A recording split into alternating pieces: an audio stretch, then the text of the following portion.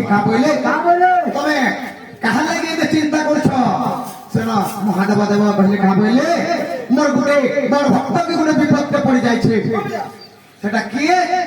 রামচন্দ্রঙ্কর তাঙ্কর পত্নীকে হরণ করে নিয়ে দিচ্ছে সেই পাপিষ্ঠ রাবণ তেণু করে সেই জগত জননী মাতা পার্বতী কানা করে মাতা পার্বতী